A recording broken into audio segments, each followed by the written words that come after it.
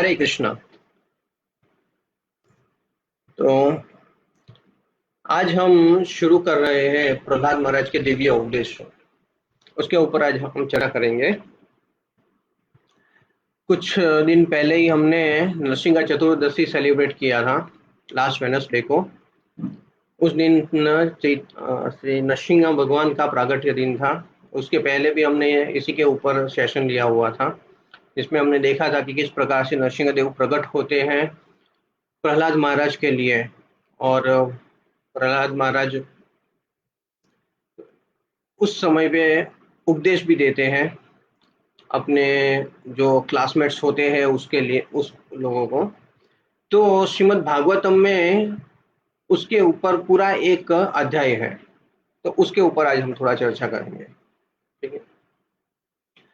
ओम नमो भगवते वासुदेवाय। ओम नमो भगवते वासुदेवाय। ओम नमो भगवते वासुदेवाय। ओम अज्ञानतिमिरान्धस्य ज्ञानाञ्जनशलाकया चक्षुरुन्मीलितं येन तस्मै श्रीगुरुवे नमः।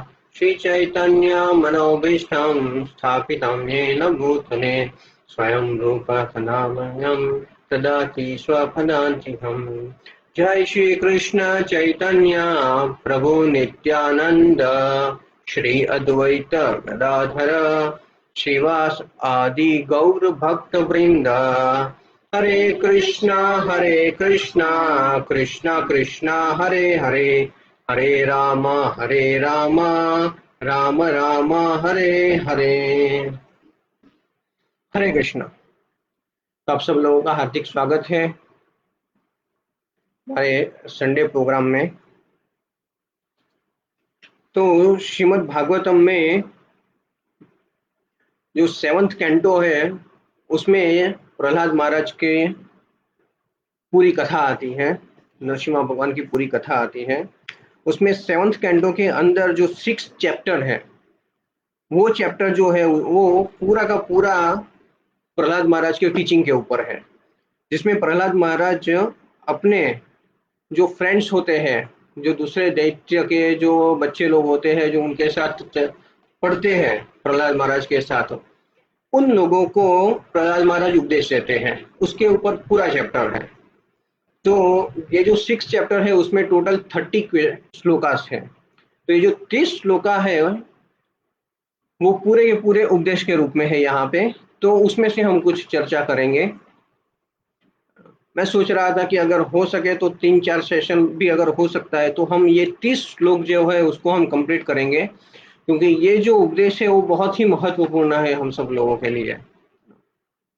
तो यहाँ पे जो सबसे पहला जो श्लोक है जो प्रहलाद महाराज के द्वारा बताया हुआ है वो बहुत ही महत्वपूर्ण है। तो ये जो फर्स्ट श्लोक है उसको हम पहले एक बार पढ़ते हैं और फिर आगे चर्चा करते हैं। तो सबसे पहला जो श्लोक है, श्री प्रहलाद उवाच कौमारम आचरेत प्राज्ञो धर्मान् भागवतानिह दुर्लभ मानुषां जन्म तप्य अधुरम अथदम। इसमें प्रहलाद महाराज कहते हैं,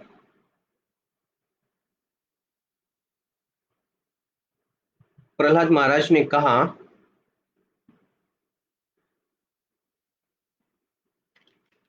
पर्याप्त बुद्धिमान मनुष्य को चाहिए कि वह जीवन में प्रारंभ से ही अर्थात बाल्य काल से ही अन्य सारे कार्य को छोड़कर भक्ति के कार्यों के अभ्यास में इस मानव शरीर का उपयोग करें। यह मनुष्य शरीर अत्यंत दुर्लभ है और अन्य शरीरों की भांति नाशवन होते हुए भी अर्थपूर्ण है, क्योंकि मनुष्य जीवन में भक्ति संपन्न की जा सकती है।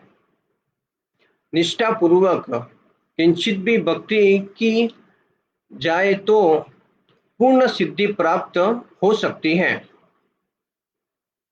तो इस श्लोक में प्रहलाद महाराज बताते हैं ये श्लोक बहुत ही इंपॉर्टेंट है, आपने शायद कई सारे लेक्चर में सुना भी होगा इस श्लोकों को, कि कौमारम आचरित प्राज्ञो।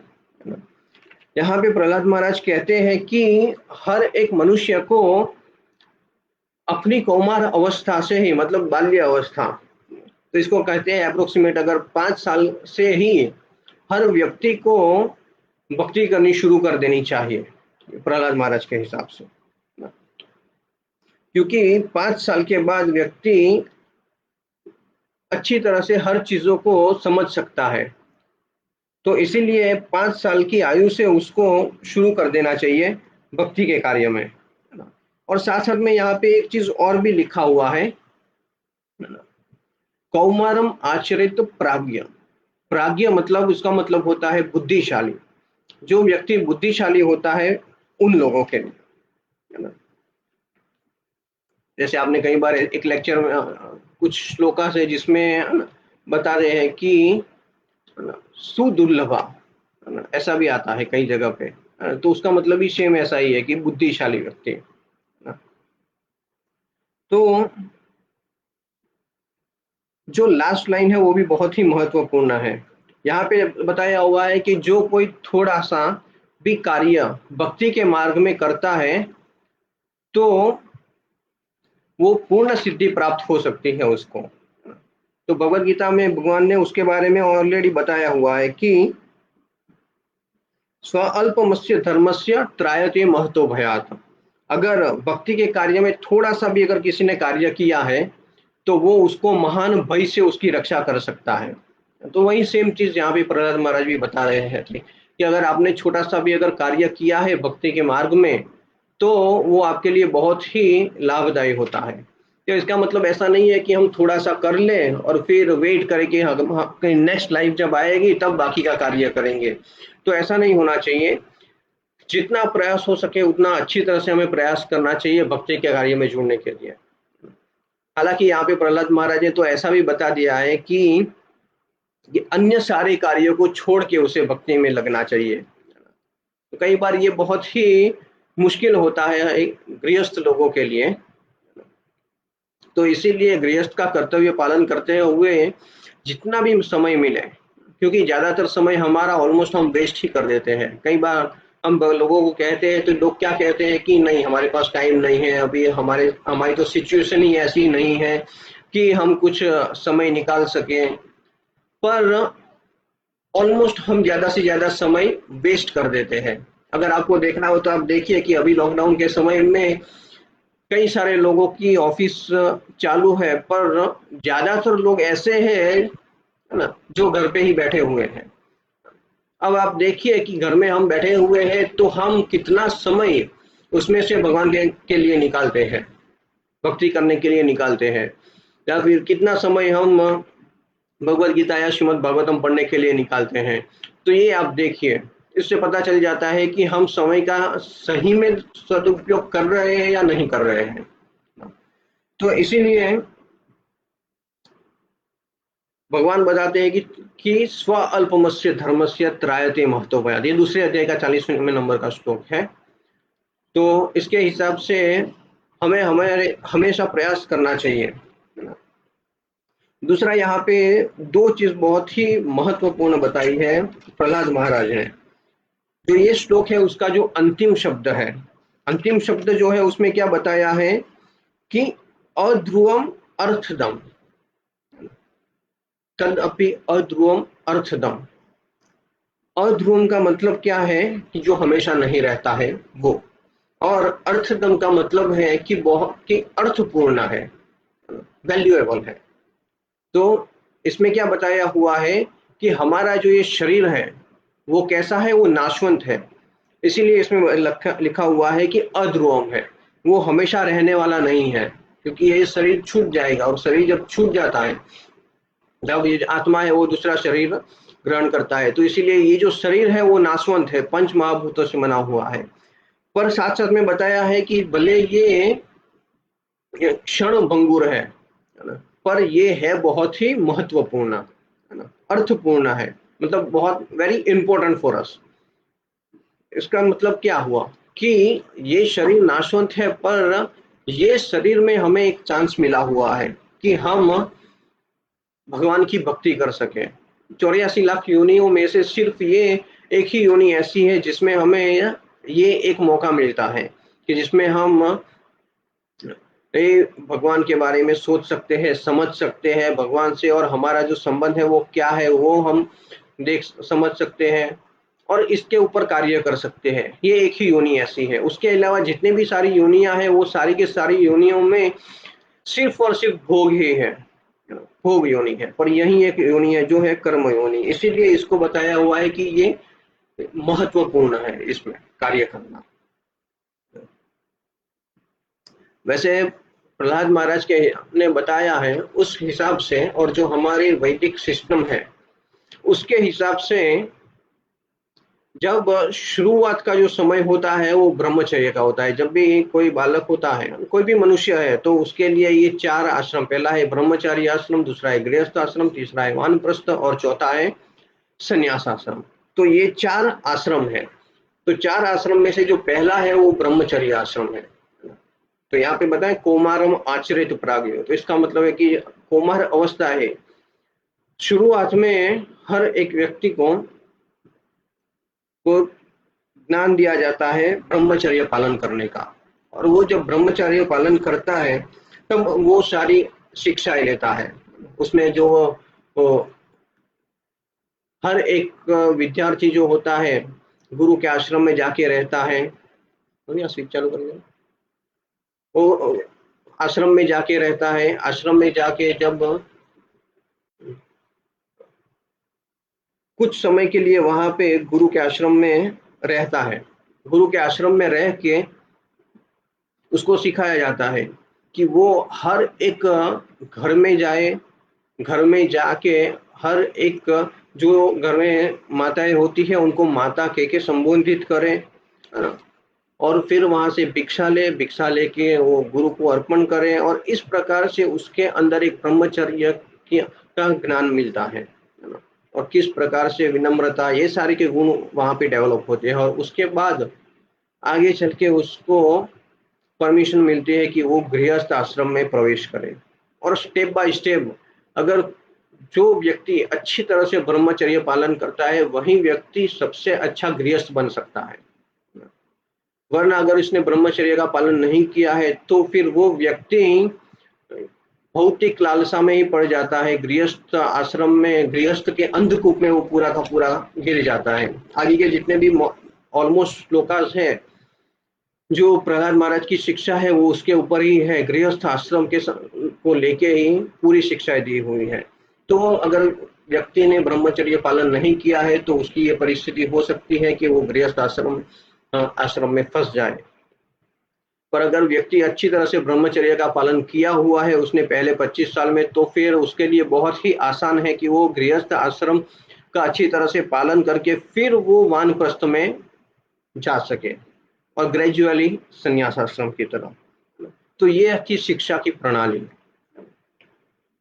जहाँ पे प्रहलाद महाराज ने कुछ आगे के चैप्टर्स में ऑलरेडी बताया हुआ है कि किस प्रकार से भगवान की भक्ति में लग सकते हैं। उसमें भगवान प्रहलाद महाराज ने 9 पद्धतियां बताई है, जो श्रवणम, कीर्तनम, विष्णु स्वरणम, पाद सेवनम, अर्चनम, वंदनम, साख्यम, दास्यम, आत्मनिवेदन।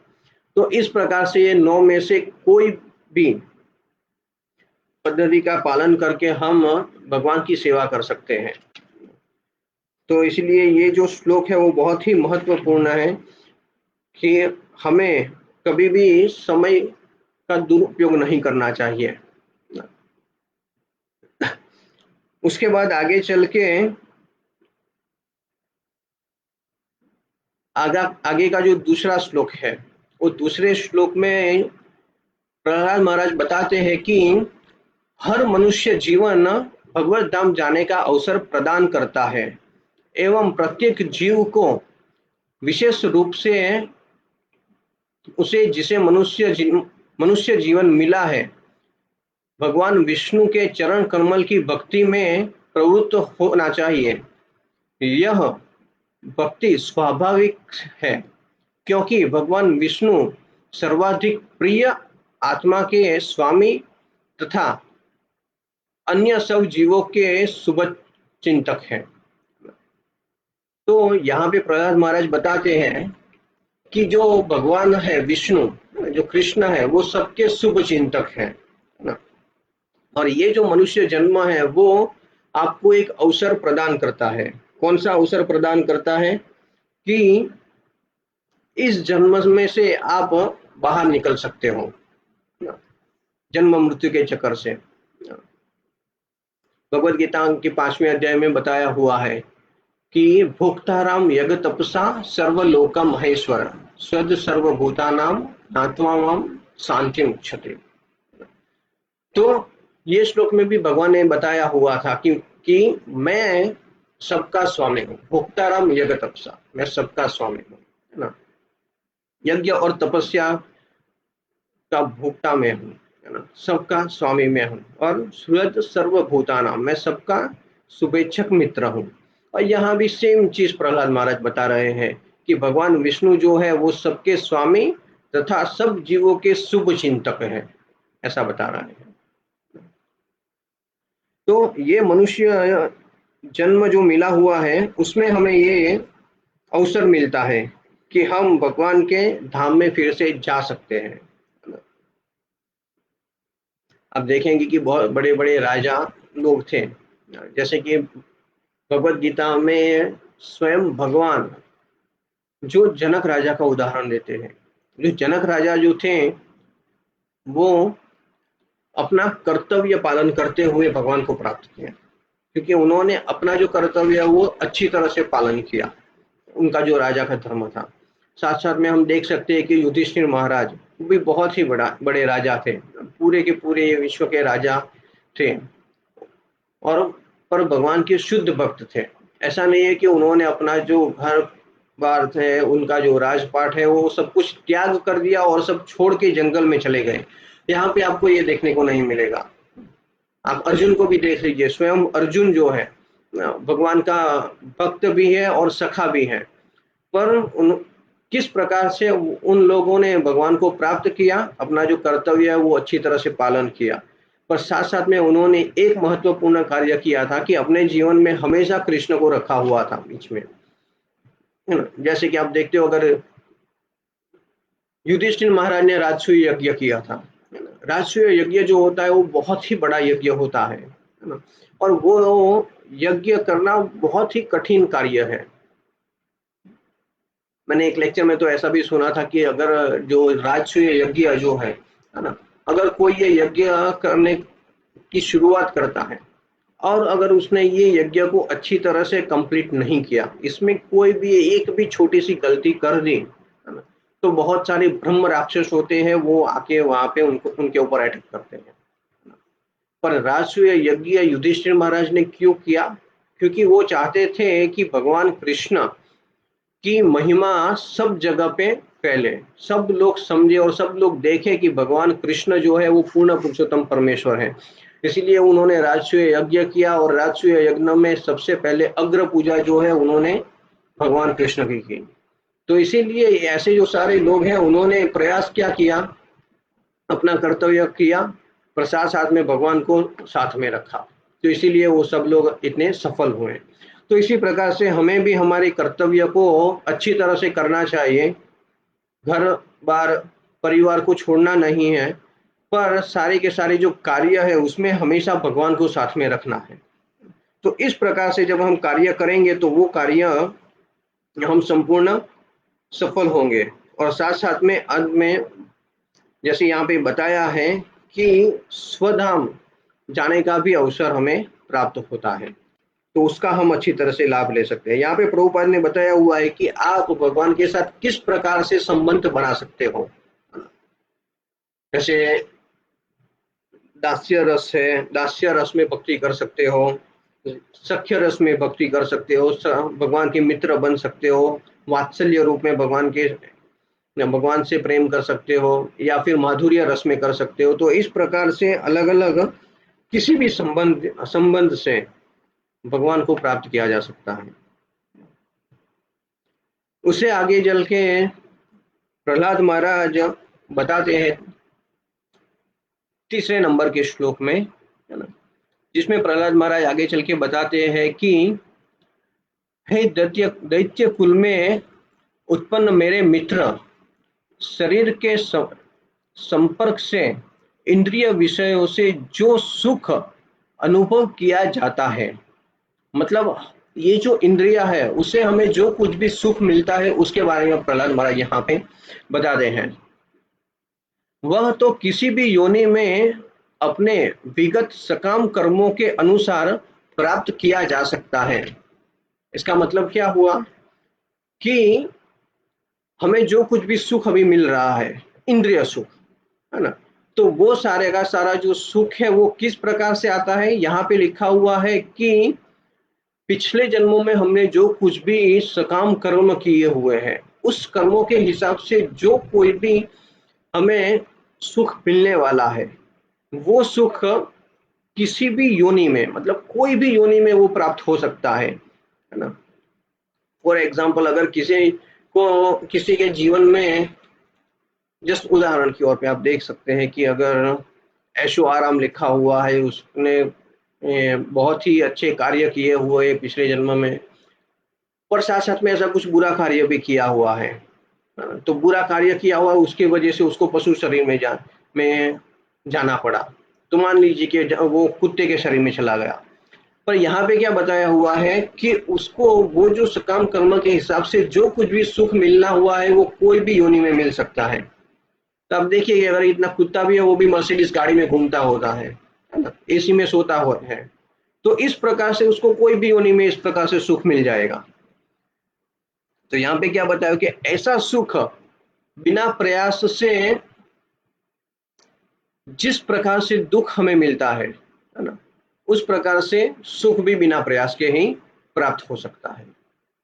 तो इसीलिए यहाँ पे कोई भी सुख और दुख के लिए ज्यादा प्रयास करने की चिंता नहीं करनी चाहिए।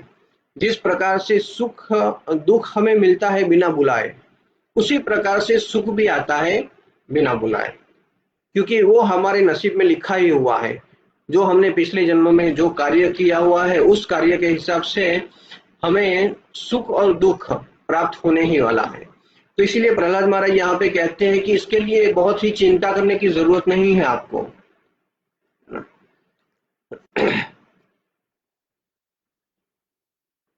अगर हमें प्रयास करना चाहिए, यहाँ पे प्रभुपाद लिखते हैं परपट में कि अगर हमें प्रयास करना चाहिए तो किस लिए प्रयास करना चाहिए, हमें कृष्ण भक्ति में आगे बढ़ने के लिए प्रयास करना चाहिए।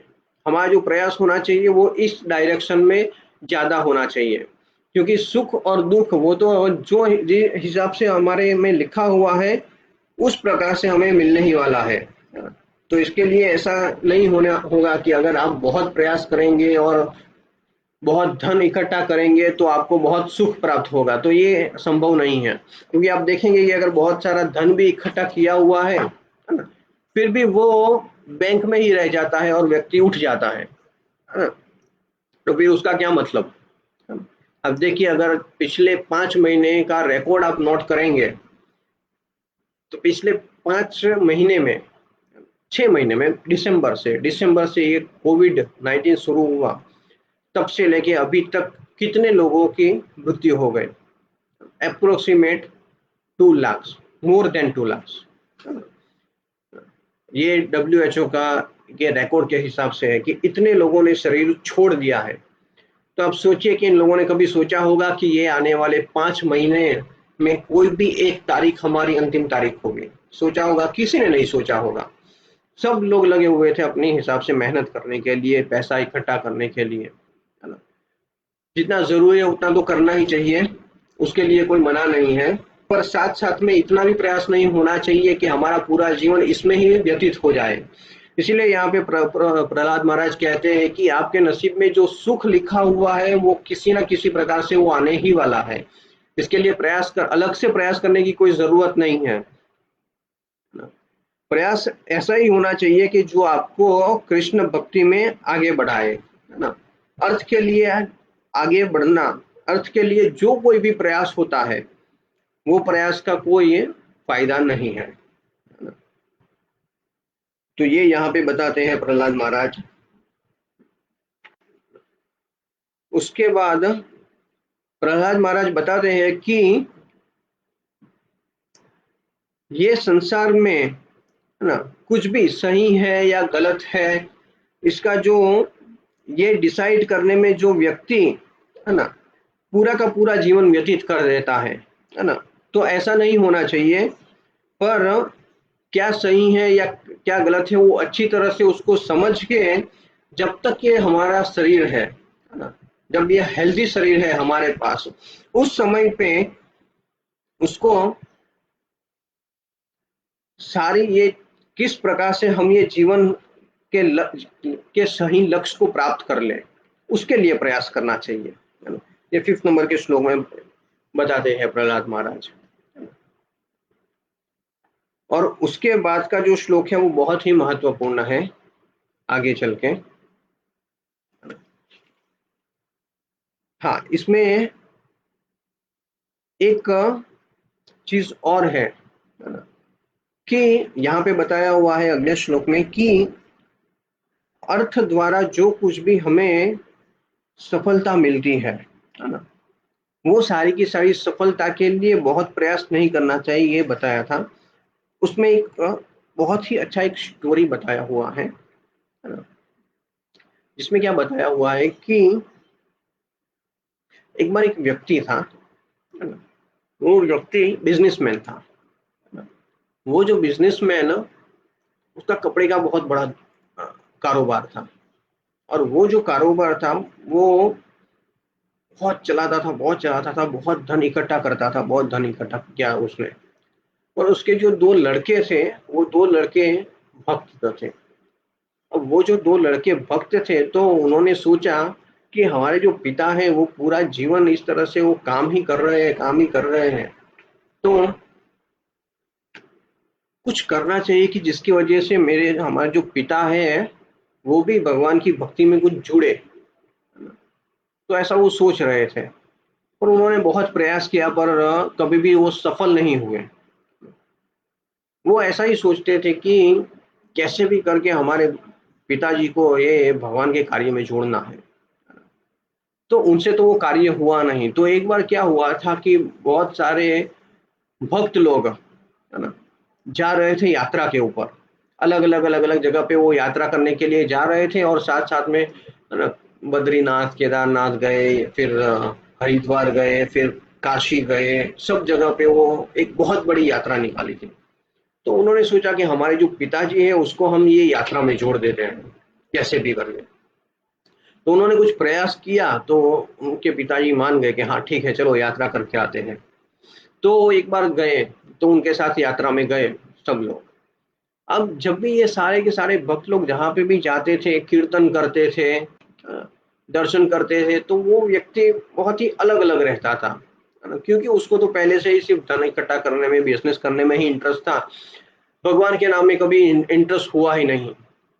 पर साथ में सबके साथ वो चलता रहता था, चलता रहता था। तो एक बार ऐसे ही पहुंचते पहुंचते काशी में पहुंचे वो लोग। जब काशी में जब वो पहुंचे, तो वहां पे सब भक्त लोग मिलके कीर्तन करने लगे ना। स्ट्रीट पे कीर्तन जैसे करते हैं, तो वैसे ही सब लोग वहां पे कीर्तन कर रहे थे। तो कीर्तन करते करते ये जो व्यक्ति था वो भी साथ में चल रहा था, और उसके साथ साथ वो उसके जो बेटे थे वो भी चल रहे थे, वो भक्त लोग भी साथ में चल रहे थे। तो जैसे भी वो कीर्तन करते करते आगे पहुंचे, तो कुछ दूरी के ऊपर बहुत बड़ा एक श्मशान आया, है ना।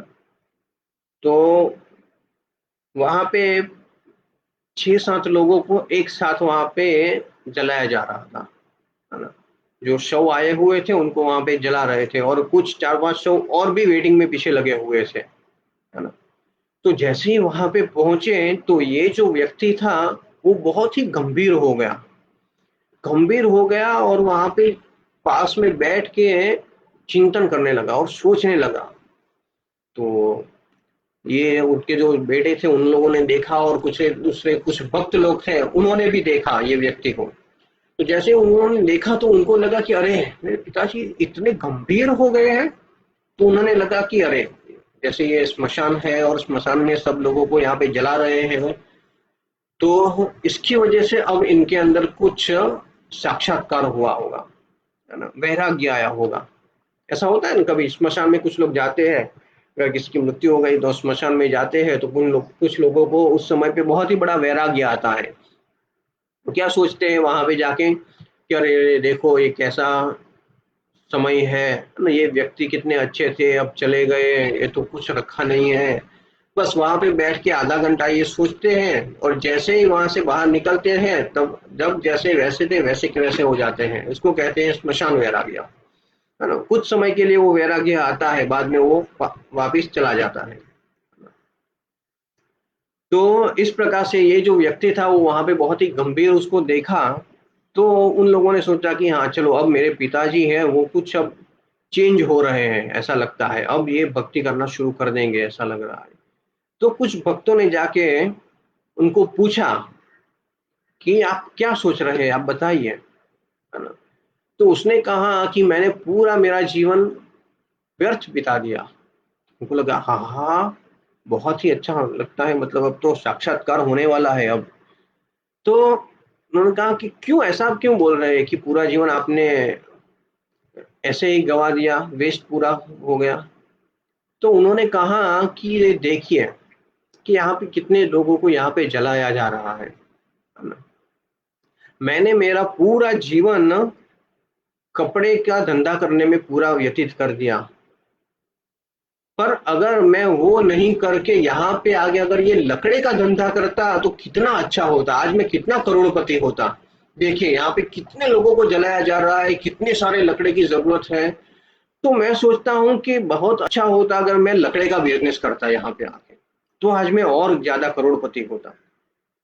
तो ये सोच रहे थे, अरे भगवान ये क्या हो गया, ये कैसे समझा इस आदमी को। तो कहने का तात्पर्य ये है कि अगर व्यक्ति ने पूरा जीवन कुछ कार्य नहीं किया है भगवान में, और उसकी अगर रुचि नहीं है और वो सिर्फ अर्थ के पीछे ही भागता है, पैसे के पीछे ही भागता है, तो स्मशान में जाके भी उसको यही दिखता है कि कैसे मैं पैसा कमाऊं। ये नहीं उसको विचार आया कि एक समय ऐसा आएगा कि यहाँ पे मुझे भी मेरे शरीर को भी इस तरह से जलाया जाएगा। ये सोच, ये बात उसके दिमाग में नहीं आई, और उसको ऐसा ही लगा कि किस प्रकार से मैं पैसा कमाऊं। तो जो हमेशा ऐसा सोचते हैं कि ये पैसा ही कमाना है, धंधा ही करना है, ऐशो आराम में ही रहना है, तो ऐसे व्यक्ति का ऐसा हाल होता है। तो ये कुछ काम का नहीं है। इसलिए यहाँ पे प्रहलाद महाराज ने बताया ना कि अर्थ के लिए जो कोई भी अगर प्रयास किया गया है, तो वो सारे के सारे प्रयास कैसे हैं, वेस्ट है, उससे कोई लाभ नहीं है। तो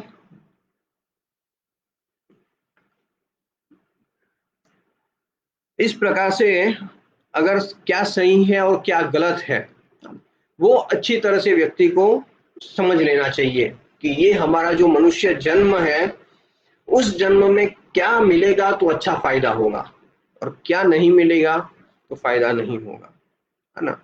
तो वो हमें अच्छी तरह से यहाँ पे समझना चाहिए, है ना? जैसे कि स्वाभाविक है, कैसा स्वाभाविक है, अगर कोई मछली है ना, तो वो मछली के लिए पानी में रहना एक स्वाभाविक चीज है ना। जैसे अगर मछली है तो मछली को अगर बाहर निकालो और उसको आप कोई भी सुविधा दे दो, हर एक प्रकार की सुविधा उसको दी जाए, फिर भी वो कभी भी संतुष्ट नहीं होएगी। और वो मछली को क्या चाहिए, सिर्फ और सिर्फ पानी चाहिए।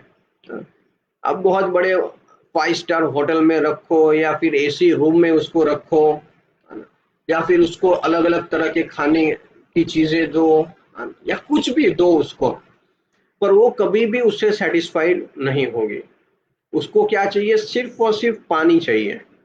उसको पानी में रख दो, फिर वो संतुष्ट हो जाएगी। तो इसी प्रकार से जो मनुष्य शरीर जो है, हम जो आत्मा है, उनका एक स्वाभाविक स्वरूप है। वो क्या है, भगवान की सेवा करना, वो एक स्वाभाविक स्वरूप है ना। तो ये अगर स्वाभाविक स्वरूप में जब व्यक्ति आ जाता है, तो वो अपने आप संतुष्ट हो जाता है ना। फिर उसके लिए कभी भी वो दुविधा या फिर डुअलिटी जो होती है ना, वो सारी की डिट्रेस्ट होता है, वो सारी की सारी चीजें उसमें से निकल जाएगी, तब उसको कोई चिंता नहीं होगी। इसीलिए हमारा जो स्वाभाविक स्वरूप में आना वो बहुत ही जरूरी चीज है। तो यहाँ तक सबको समझ में आया? अगर किसी को कोई प्रश्न है तो कोई लिख सकता है कमेंट बॉक्स में, या फिर यहाँ तक अगर सबको अच्छी तरह से समझ में आया तो एक बार कमेंट बॉक्स में हरे कृष्ण या हरि बोल लिख सकते हैं। So we can continue next shlokas. अगर कोई प्रश्न है तो आप प्रश्न भी लिख सकते हैं। ओके, तो इसके आगे जो है 6 नंबर का श्लोक है। अब जो श्लोक आने वाला है वो 6 नंबर, 7 नंबर और 8 नंबर, ये 6 जो श्लोक है वो श्लोक एक साथ कंटिन्यूटी में है, और ये बहुत ही महत्वपूर्ण है। शायद आपने कई बार श्लोक में सुना भी होगा। तो यहाँ पे 6ठे श्लोक में बताते हैं प्रहलाद महाराज के मनुष्य जो है उसका, हर एक व्यक्ति का अप्रोक्सीमेट जो आयु है वो 100 साल का है। वो 100 साल तक जीता है। वैसे तो अभी के समय में तो 100 साल बहुत ही मुश्किल हो गया है, पर यहाँ पे लिखा हुआ है कि वधुमा वधु, है ना, ज्यादा से ज्यादा वो कितने साल जीता है? 100 साल तक जीता है ना। फिर बताया हुआ है कि 100 साल में से 10 साल, पहले के 10 साल जो होते हैं, है ना, उस समय में तो उसको कुछ पता ही नहीं होता है ना। पहले तो क्या है कि हाँ, कि 100 साल में से व्यक्ति अपने इंद्रियों के ऊपर कंट्रोल नहीं कर पाता, इसीलिए 50% टाइम जो है वो सोने में व्यर्थ कर देता है। 50% टाइम उसके 12 घंटे किस में चले जाते हैं? सोने में चले जाते हैं। इसीलिए उसकी जो लाइफ है वो 100 साल की जगह पे सीधी हो जाती है 50 साल की, क्योंकि बाकी के 50 साल तो वो सोने में ही उसने निकाल दिया है। उसके बाद बताते हैं प्रहलाद महाराज कि उसके बाद, है ना, जब बाल्यावस्था होती है, जब शुरुआत का दिन के समय होता है, उस समय में वो बहुत ही मूंझवण में होता है कि उसको क्या करना चाहिए, क्या नहीं करना चाहिए, उसको पता ही नहीं होता है कि किस प्रकार से रहना चाहिए। इसीलिए पहले आगे के जो 10 साल है वो वैसे ही मूंझवण में चले जाते हैं, है ना। उसके बाद जो किशोर अवस्था आती है, किशोर अवस्था के जो 10 साल जो होते हैं उसमें व्यक्ति खेलने कूदने में अपना समय व्यतीत कर देता है। इसलिए बाकी के जो 10 साल होते हैं वो भी खेल कूद में ही चले जाते हैं। तो 50 साल जो बचे उसमें से 20 साल निकल गए आगे के।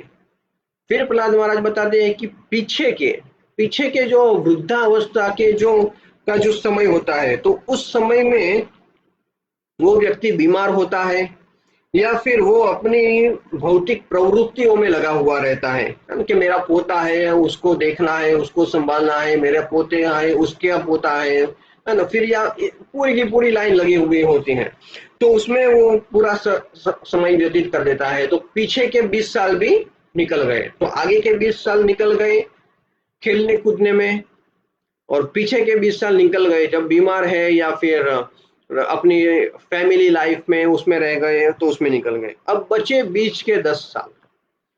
तो उसके बाद के श्लोक में प्रहलाद महाराज बताते हैं कि उस समय में बीच के जो 10 साल होते हैं उसमें जो आदमी होता है वो मन और इंद्रियों के ऊपर संयम उसका नहीं होता है। इसीलिए वो जब गृहस्थ आश्रम में होता है तो उस समय पे वो वासनाओं में पूरा लिप्त होता है और अपने गृहस्थ जीवन में ही व्यतीत होता है ना, और उससे बहुत ही अटैच हो जाता है उस समय पे अपने गृहस्थ जीवन में। तो बाकी के जो बीच के जो 10 साल होते हैं वो भी अपने गृहस्थ जीवन में वो व्यतीत कर देता है। तो इसी प्रकार से उसका जो पूरा का पूरा जो लाइफ है वो वेस्ट हो जाता है। तो ये है पूरे 100 साल का हिसाब प्रहलाद महाराज दे रहे हैं।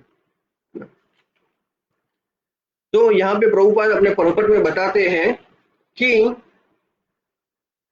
चाहे मनुष्य के ब्रह्मा जी हो, मनुष्य हो या फिर एक चींटी हो, सब लोगों का जो आयु है ना, वो कितने साल जीते हैं? वो 100 साल के लिए जीते हैं हर एक। ब्रह्मा जी भी 100 साल के लिए जीते हैं, मनुष्य भी 100 साल के लिए जीता है, और चींटी होती है वो भी 100 साल के लिए जीती है। पर सब लोगों के जो दिन, जो आयु है, उनकी जो मर्यादा होती है वो अलग अलग होती है ना। इसीलिए आयुष्य में हर लोगों में डिफरेंस देखा जाता है ना। जैसे कि आप देखेंगे कि देवी देवता लोगों का एक दिन जब व्यतीत होता है तब हमारे एक साल व्यतीत हो जाता है। उनके जब 12 घंटे, उनका जो 12 घंटे का दिन निकलता है तब हमारे 6 महीने निकल जाते हैं, और जब 12 घंटे की उनकी नाइट जाती है उतने में दूसरे हमारे 6 महीने निकल जाते हैं, तो हमारा पूरा एक साल निकल जाता है, तब देवी देवता लोगों के एक दिन होता है। तो इसी प्रकार से चींटी का हिसाब भी उसी प्रकार के है कि हमारा जब एक दिन निकलता है तब उसके चींटी के कई सारे दिन निकल जाते हैं उसके अंदर।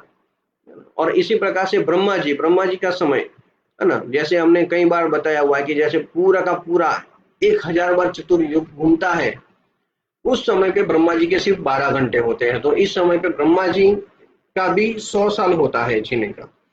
इस प्रकार से हर व्यक्ति का आयुष्य है ना? तो इस आयुष्य में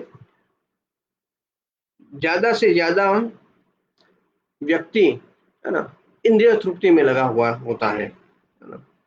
तो आध्यात्मिक जागृति है ना, प्रभुपाद यहाँ पे बताते हैं कि आध्यात्मिक जागृति में आगे बढ़ने की इच्छा हाँ, करना वो सबसे पहला कर्तव्य है मनुष्य का। ये पर्पट के अंदर प्रभुपाद ने लिखा हुआ है ना, कि आयुष्य है, आयुष्य का सबसे ज्यादा से ज्यादा जो उपयोग है वो उपयोग किस में होना चाहिए, कि वो किस प्रकार से भगवान को प्राप्त कर सके, किस प्रकार से वो भक्ति में आगे बढ़ सके, है ना। कई बार हम सुनते हैं कि हाँ किस प्रकार से हम भक्ति में आगे बढ़ सके, क्या करना चाहिए, नहीं करना चाहिए, है ना, ये हम हमेशा सुनते हैं, पर उसके लिए प्रैक्टिकल चीज क्लियरली हमें बताया हुआ है प्रभुपाद ने कि हमें रोज सुबह को उठ के 16 माला जप करना चाहिए। ये 16 माला जो है वो मिनिमम है ना, वो मैक्सिमम नहीं है। मैक्सिमम तो आप चाहे उतना कर सकते हो, पर ये एक मिनिमम स्टैंडर्ड बताया हुआ है, तो उसके हिसाब से हर रोज उठ के 16 माला जप करना चाहिए, फिर सुबह को मंगला आरती करना चाहिए, शाम को संध्या आरती करना चाहिए, है ना, भोग भगवान को भोग लगाना चाहिए, फिर भगवत गीता है, श्रीमद् भागवतम पढ़ना चाहिए, है ना। अभी तो आप देखेंगे कि अभी लॉकडाउन चल रहा है तो ऑलमोस्ट बहुत सारे लाइव लेक्चर आते हैं, कहीं पे हम जा नहीं सकते पर एवरी डे, है ना, कई बार तो ऐसा होता है कि एक ही समय पे 3-4 जगह पे लेक्चर एक साथ चलते होते हैं, तो दुविधा हो जाती है कि कौन सा लेक्चर सुने और कौन सा नहीं सुने, ऐसा हो जाता है। तो उसका सबसे ज्यादा लाभ उठाना चाहिए, और हमारा जो भी समय है उसमें ज्यादा से ज्यादा समय किस प्रकार से हम कृष्ण भक्ति में व्यतीत करें, उसके ऊपर हमें हमेशा फोकस रखना चाहिए। प्रभुपाद ने बताया हुआ है कि हमारा जो सोने का जो स्टैंडर्ड है वो स्टैंडर्ड है 6 घंटे का होना चाहिए। एक दिन में व्यक्ति 6 घंटे या 6 घंटे से ज्यादा वो 7 घंटे की नींद ले सकता है ना। तो यहाँ पे बताया हुआ है कि जो व्यक्ति कि इंद्रियों के ऊपर संयम नहीं है वो व्यक्ति 12-12 घंटे भी सो लेता है ना। कई लोग तो ऐसा सोचते हैं कि चलो लॉकडाउन है तो अभी क्या करना है, खाना है, पीना है, सोना है और टीवी देखना है, बस अभी तो हमारे लिए इतना काम है, और वो सिर्फ पूरे दिन में यही कार्य करते हैं। तो यहाँ पे प्रहलाद महाराज उसके बारे में बता दें, क्या तो वो 12-12 घंटे भी सोते रहते हैं, पर जो एक भक्त होता है उसके लिए स्टैंडर्ड बताया हुआ है कि वो 6 घंटे या 7 घंटे मैक्सिमम इतना उसको सोना चाहिए, है ना। इतनी नींद इनफ है आपके जो बॉडी को पूरे दिन के लिए मेंटेन रखने के लिए, दैट इज द इनफ।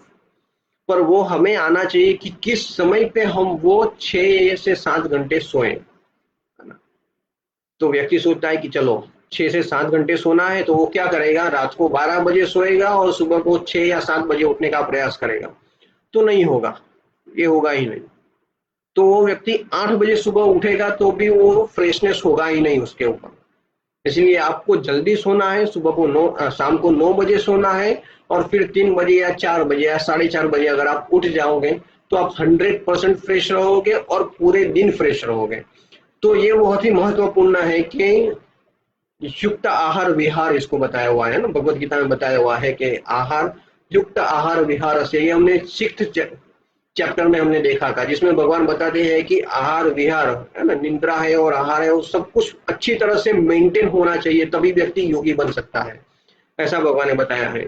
तो इसीलिए ये आपका नींद और खाना वो अच्छी तरह से एकदम मेंटेन होगा तो आप भक्ति अच्छी तरह से कर सकोगे, नहीं तो सिर्फ ये प्रहलाद महाराज ने बताया है इसी प्रकार से हमारा 50% लाइफ सिर्फ और सिर्फ सोने में ही चला जाएगा, है ना। फिर बताया हुआ है कि उसका जो उसकी जो बाल्य अवस्था है ना, उसमें वो बहुत ही दुविधा में होता है ना। और किशोर अवस्था होती है तब वो अपना जो समय है वो खेलने में व्यतीत कर देता है। तो इसी प्रकार से व्यक्ति का समय जो है वो ऐसे ही बीतता जाता है। और फिर आगे बताया हुआ है कि जो वो बीच का जो समय है, बीच के समय में वो क्या करता है ना, वो गृहस्थ जीवन में आसक्त हो जाता है। उस समय पे तो उसको और कुछ दिखता ही नहीं है, सिर्फ गृहस्थ जीवन में किस प्रकार से अच्छी तरह से रहना, है ना, सुख भोग करना, वो ही उसको दिखता है। इसीलिए यहाँ पे हमारा जो पहले का जो सिस्टम था, है ना, जो ब्रह्मचर्य, गृहस्थ, वानप्रस्थ, संन्यास, वो उस चीज को बहुत ही अच्छी तरह से मेंटेन करता था, पूरी लाइफस्टाइल को। पर जब से ये सारे के सारे आश्रम को फॉलो करना लोगों ने बंद कर दिया है, तब से ये समस्या शुरू हो गई है ना। जैसे इसमें क्या होता है कि जैसे कोई एक पैरट है, पैरट को हमने एक बहुत ही अच्छा उसको केज लेके दिया हुआ है ना, उसको एक तो फिर हम देखते हैं कि वो जो केज है उसको अच्छी तरह से कलर किया, बहुत ही डेकोरेट किया है, पर वो जो पैरोट है वो सेटिस्फाइड नहीं है ना, वो सुखी नहीं है, वो बहुत ही दुखी है। फिर व्यक्ति देखता है, अरे अरे मेरा पैरट तो जो कितना दुखी है, उसको लगता है उसको बहुत ही बड़ा केज चाहिए, अच्छा रहने का जगह चाहिए। तो इसीलिए वो क्या करता है, उसको एक सोने का पिंजरा पूरा नया बनाता है ना, पूरा सोने का, और बहुत ही अच्छी तरह से उसको डेकोरेट करता है, बहुत बड़ा होता है, और उसमें वो पैरट को रखता है। और फिर वो सोचता है कि हाँ अब ये सेटिस्फाइड हो जाएगा, अच्छी तरह से खुश हो जाएगा। पर फिर भी वो खुश नहीं होता है ना। क्यों नहीं होता है? क्योंकि उसने उस पैरट को खाना कुछ नहीं दिया है, उसको व्यक्ति को खाना चाहिए, है ना। तो यही समस्या हमारे साथ होती है कि हम जब ये मनुष्य शरीर हमें मिला है, पर हम उसको में को अच्छी तरह से उसको पेंट करने में या फिर उसको सजाने में धजाने में हम व्यतीत कर देते हैं। तो इसीलिए हमारा जो शरीर के अंदर जो आत्मा बैठा हुआ है ना, वो सेटिस्फाइड नहीं है। आत्मा को क्या चाहिए कि उसको भोजन चाहिए। पर आत्मा का भोजन क्या है? आत्मा का सिर्फ एक ही भोजन है, वो है भगवान का नाम। जब हम भगवान के नामों का उच्चारण करते हैं तब ये अच्छी तरह से सेटिस्फाई होता है आत्मा, तब तक वो सेटिस्फाई नहीं होता है। तो इसी प्रकार से अगर हम इसी प्रकार से हम आत्मा को कुछ खुराक नहीं देते हैं और हमारा जो ये शरीर है उसको ही पेंट करते रहते हैं, तो यहाँ पे प्रहलाद महाराज ने बताया है वैसी सिचुएशन क्रिएट होती है कि व्यक्ति भोग विलास में ही लगा रहता है, और उसका जब शरीर छूटता है तो शरीर छूटने के बाद वो कौन से शरीर में चला जाता है उसको पता भी नहीं होता है ना। फिर ऐसा भी हो सकता है कि वो उसको मनुष्य शरीर ही ना मिले, मनुष्य शरीर की प्राप्ति ना हो, और फिर कोई पशु के शरीर में वो चला जाए, है ना। क्योंकि जिस प्रकार से उसने अपने शरीर का दुरुपयोग किया हुआ है ना, वो भगवान देखते हैं, है ना, कि अच्छी तरह से इसको मनुष्य शरीर दिया है फिर भी उसने उसका सदुपयोग नहीं किया है, तो उसको जो चाहिए वैसा उसको शरीर दिया जा सकता है। तो इस प्रकार से ऐसा भी हो सकता है कि वो किसी न किसी पशु के शरीर में चला जाए, और उसके बाद, है ना, 100 साल में उसने जो कुछ भी किया हुआ है ना, पूरा का पूरा जीवन में कभी भी तपस्या नहीं किया है, कभी भी उसने पश्चाताप नहीं किया है ना, और मनुष्य शरीर जो मिला हुआ है उसका उसने कोई लाभ नहीं लिया है। तो इस प्रकार से उसका जो भी समय है वो पूरा का पूरा वेस्ट हो जाता है, और जो लाइफ है उसका पूरा का पूरा फिनिश हो जाता है। तो इसीलिए बहुत ही महत्वपूर्ण है कि हम हमारे जो जीवन मिला हुआ है वो जीवन का हमेशा सदुपयोग करें, है ना। कई बार हम भक्तों को कहते हैं कि आपके समय का सदुपयोग कीजिए, तो कई भक्त ऐसा कहते हैं कि अरे प्रभु जी अभी अभी तो हम सेटल हुए हैं। ये मैंने कई लोगों के मुख से सुना हुआ है कि प्रभु जी अभी अभी तो हम सेटल हुए हैं। कैसे सेटल हुए हैं? कि अभी तक क्या होता था, हम बड़े हुए, पढ़ाई लिखाई की, फिर हमने शादी की, है ना, शादी करके ये बहुत ही बड़ा घर लिया हुआ है, और घर का लोन लिया हुआ है, अभी लोन चल रहा है ना, वो धीरे धीरे अभी फिनिश किया, है ना। अब कंप्लीट हुआ तब, अब तो हम सेटल हुआ है ना। अब तो कुछ समय हम अच्छी तरह से जिएंगे पहले, है ना। हाँ, भक्ति करना है तो वो भी करेंगे, पर वो थोड़ा-थोड़ा करेंगे, थोड़ा-थोड़ा। पर साथ-साथ में अभी हम जिएंगे, है ना। तो थोड़ा अभी अभी रिलैक्स कर रह के हम थोड़ा थोड़ा तो जीने दो प्रभु जी, ऐसा कई लोग हम हमें कहते हैं, है ना।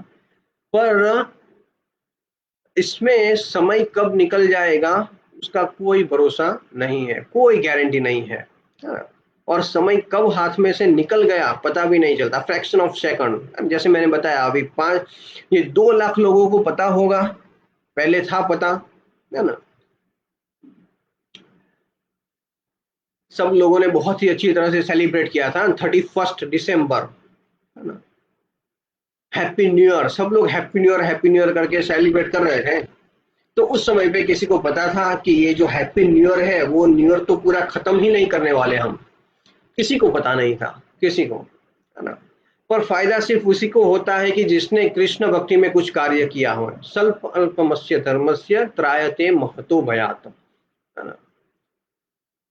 कई लोग हमको ये भी पूछते हैं कि अरे, है ना, तो ये भक्त लोगों की भी मृत्यु होती है ना, ये अभक्त होते हैं उसकी भी मृत्यु होती है, तो क्या अंतर है इनमें।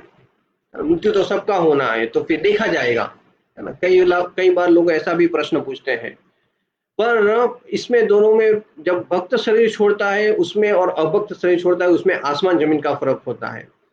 भक्त एक कॉन्शियसनेस के लेवल के ऊपर होता है, कृष्ण कॉन्शियस के लेवल के ऊपर होता है। वो जब शरीर छोड़ता है तब हमेशा वो कृष्ण का चिंतन करता होता है। वो किसी भी समय में कभी भी शरीर छोड़ता है तो वो हमेशा कृष्ण का चिंतन करता रहता है। वो सभान अवस्था में होता है मृत्यु के समय पे भी, कि मुझे भगवान के नामों का उच्चारण करना है ना, भगवान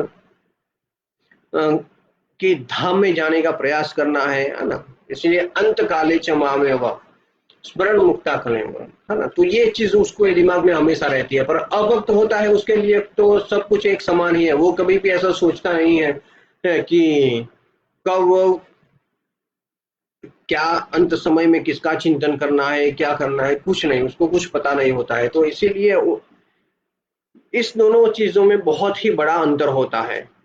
तो इसीलिए इसका प्रैक्टिस हमें पहले से करना चाहिए और रेगुलरली करना चाहिए, बहुत ही अच्छी तरह से करना चाहिए, है ना। तो यहाँ पे हम विराम देते हैं। इसके आगे भी अभी हमने 8 श्लोकास तक किया हुआ है ना।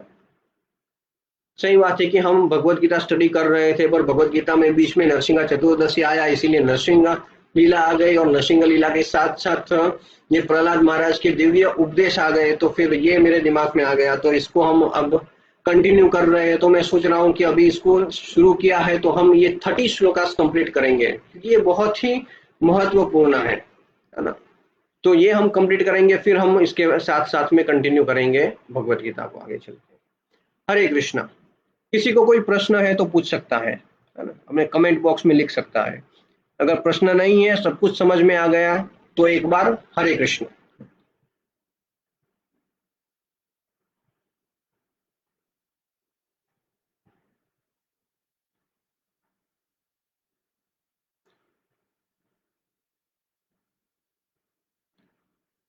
किसी को कोई प्रश्न है?